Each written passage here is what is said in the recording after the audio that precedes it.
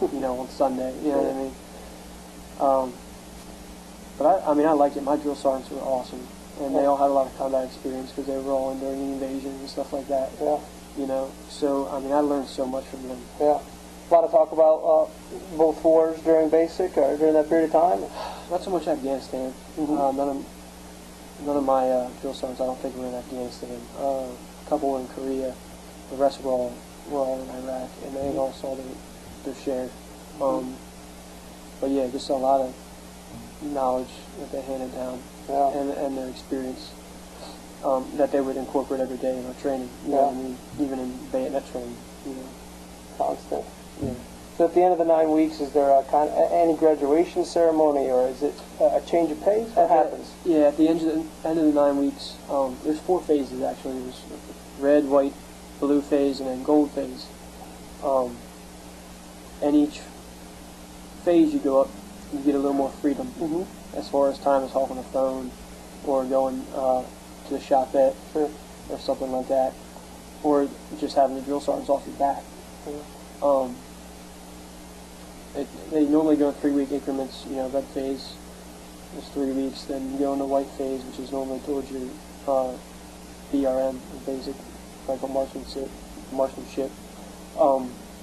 And then blue phase is towards the end of that training.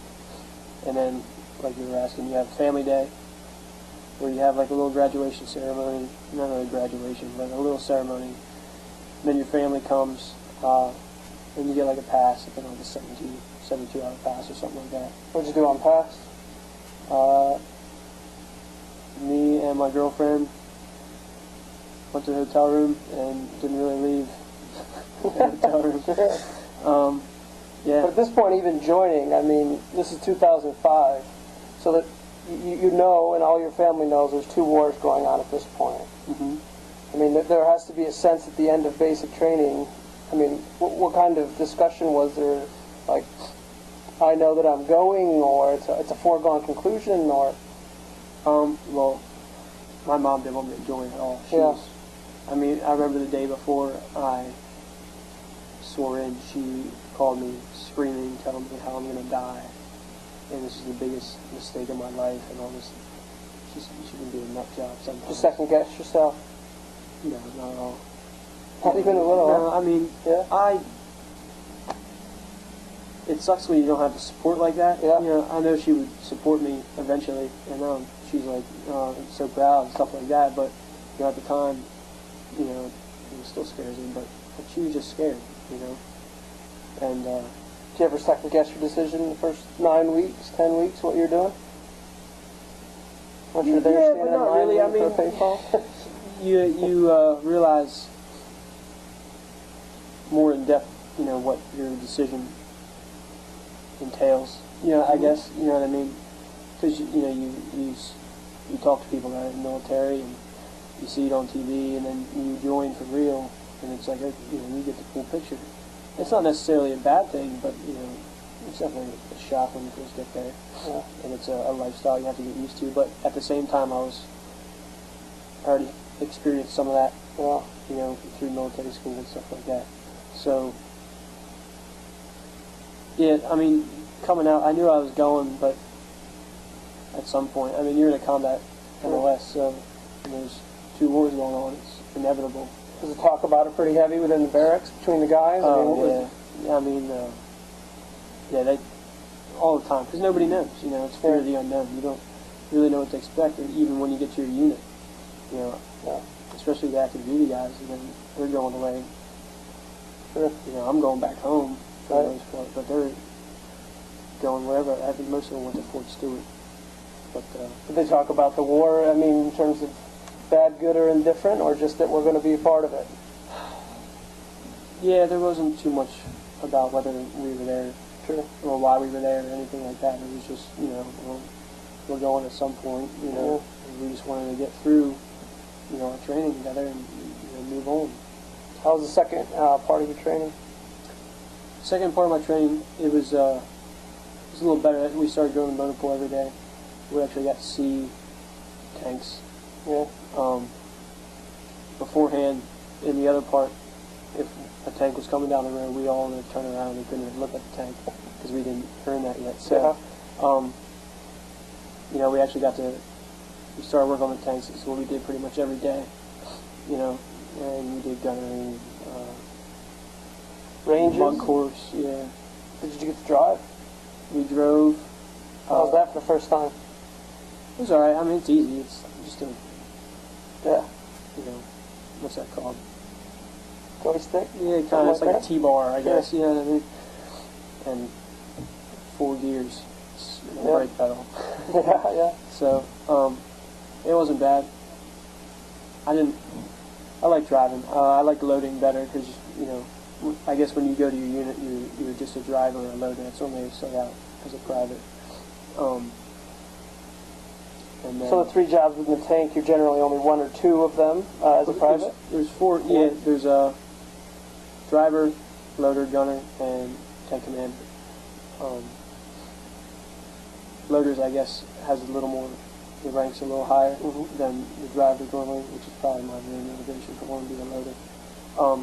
My one best friend from basic training, he actually became a gunner right out of basic training, which was nice for him. Yeah. But, yeah, no, it was a good time. It was awesome. That's a lot of, tank brings a lot of fight, you know what I mean? Yeah.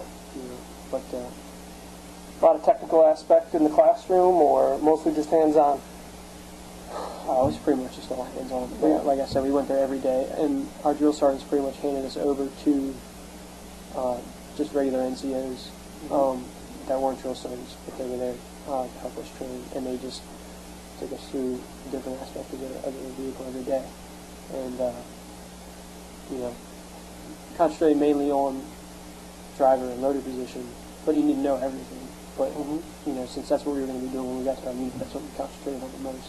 Any concentration on tactics specific to the war, like responding to an IED, or...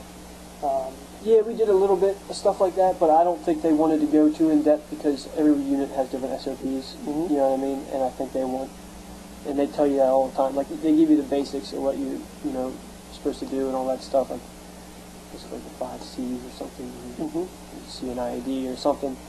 But they said that a lot, you know, when you get to your unit's privates, you know, your unit has SOPs and you're going to learn those SOPs, so they don't want to get you set in one way, right. You know what I mean? So after graduation, you go right back to your unit? Or how does that transition work from graduating OSIT to your unit? Well, for me, I went, it's kind of a messed up story. My girlfriend at the time, wife, her father, real father, lives in Jersey. He's in a Jersey Guard, and I went with him originally because I don't really trust recruiters. And I went with him because I guess I trust Kimmel a little more. I shouldn't have because I wanted to go in the Armored unit that's at Fort Indian Town Gap, but he put me in the Stryker Brigade, which is probably one of the most deployable units in the National Guard because we're the only reserve asset that has Strykers. And I wasn't on tanks at all. So I was a little disappointed, and when he told me about that, I was like, you know what? That's your problem. I want to be Army. He's like, it's still armor. I'm like, no, it's not armor. It's because it has armor on it, you know. So your father-in-law was a recruiter, I mean, and he directed the path to this unit? Yeah, so because the idea was once I got out, I would transfer from New Jersey to Pennsylvania. Okay. So that's what I did, but it ended up kind of screwing me over when I tried to get educational benefits, because in order to get EAP from the Guard, you need 6 years committed to the state, so I had to extend by a year. Okay. So I have to do 7 years instead of 6. Okay. Which, I don't know. 2 years left. So yeah. So you actually get to Indian Town Gap, is that's your unit? I mean, do you report right away? How does that work? No, I guess, I don't really remember. I think you might even have like 3 months till you have to report. Okay. But I reported that the next month, the next time they had drill. My armory's in Kutztown. Okay. The armory in Kutztown, that's a Charlie company. And just reported there, and they didn't really know I was coming because I was a transfer from Jersey. Okay. Interstate transfer. So it was a whole cluster there. So they eventually got worked out. I got put in the MGS platoon, which is